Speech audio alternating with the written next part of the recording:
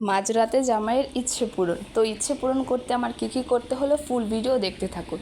Hello everyone, আসসালামু আলাইকুম। কেমন আছেন আপনারা সবাই? আলহামদুলিল্লাহ, আমরা কিন্তু অনেক ভালো আছি। প্রথমেই আমি রান্না করতে চলে আসলাম। তো রান্না করার জন্য প্রথমেই আমি 250 গ্রাম দুধ নিয়েছি। এটার মধ্যে পর্যাপ্ত পরিমাণে চিনি দিয়েছি। তারপর এটা বলক চলে আসার পর 1 চামচের মতো কর্নফ্লাওয়ার এটার মধ্যে আমি গুলে তারপর অ্যাড করে দিলাম। এখন অনবরত এটাকে নাড়তে থাকবো। যখন দেখবো যে এটা ঘনত্ব হতে শুরু করে দিয়েছে তখন খুব দ্রুত এটাকে নাড়তে হবে, তা না হলে এটা নিচ দিয়ে দলা পেকে যাবে। আপনারা আপনাদের ঘনত্ব বুঝে এটাকে নাড়াচাড়া করে রান্না করে তারপর চুলা থেকে নামিয়ে নেবেন। তবে এটা বেশি ঘন করার কোনো প্রয়োজন নেই, কারণ এটা ঠান্ডা হয়ে গেলে আরও বেশি ঘন হয়ে যাবে। আমি এটাকে এতটুকু ঘনত্ব করে তারপর চুলা থেকে নামিয়ে ফেলেছি। এখন আমার প্রয়োজন হচ্ছে সেমাই। তো বাসায় 2 প্রকারের সেমাই ছিল, সাদা সেমাই এবং লাল সেমাই, দুইটাই আমি অ্যাড করে দিলাম। আপনারা চাইলে একটা দিয়েও বানাতে পারেন অথবা দুইটা মিক্স করেও বানাতে পারেন। প্রথমেই আমি পরিমাণ মতো তেল দিয়েছিলাম। তেলটা গরম হয়ে যাওয়ার পর আমি এখানে সেমাইগুলো দিয়ে দিলাম।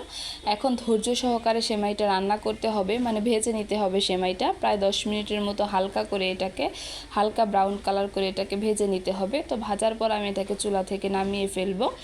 এখন বললাম যে ভিডিওর শুরুতে আপনাদেরকে জামাইয়ের ইচ্ছে পূরণ করলাম, সেটা হচ্ছে ওদের বাবা আমাকে বলতেছে যে আমার খুব মিষ্টি জাতীয় কোনো খাবার খেতে ইচ্ছে করতেছিল। তো আমি বললাম যে মিষ্টি জাতীয় কোনো খাবার তো ঘরে নেই, তুমি কি খাওয়া বলো। তারপর বলল যে আমার যে কোনো একটা মিষ্টি জাতীয় খাবার খেলেই হবে, তুমি আমাকে ঝটপট করে কিছু বানিয়ে দাও। তখন দেখলাম যে সেমাই আছে আর ফ্রিজে দুধ তো ছিলই, তাই ভাবলাম যে ঝটপট করে তাকে এই ডেজার্টটা বানিয়ে দিই। এটা অনেকটা নবাবী সেমাইয়ের মতো বলতে পারেন, বাট তবে নবাবী সেমাই না। নবাবী সেমাই রান্না করতে তো অনেক কিছু প্রয়োজন হয়। আমার হাতের কাছে এত কিছু ছিল না, যা ছিল তাই দিয়ে আমি এটা বানিয়ে দিয়েছি। প্রথমে হচ্ছে আমি যে সেমাইগুলো ভেজে রেখেছিলাম ওইগুলো দিয়ে দিলাম। তারপর আমি যেই দুধের একটা মিশ্রণ বানিয়ে নিয়েছিলাম কনডেন্স মিল্ক, ওইটা হচ্ছে অ্যাড করে দিলাম। তারপর আবার হচ্ছে উপরের লেয়ারে আমি সেমাইগুলো দিয়ে দিলাম। তারপর 4 নাম্বার লেয়ারের মধ্যে হচ্ছে আবার আমি দুধের মিশ্রণটা দিয়ে দিলাম। তো এইভাবে হচ্ছে আপনারা 3 লেয়ার বা 4 লেয়ার করে নেবেন। আর হাতের কাছে যদি কিছু কিশমিশ থাকে তাহলে কিশমিশ অ্যাড করে দিবেন।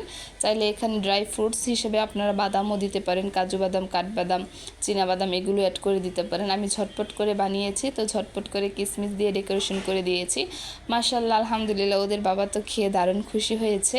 রেসিপিটা কেমন লেগেছে কমেন্ট করে বলে যান।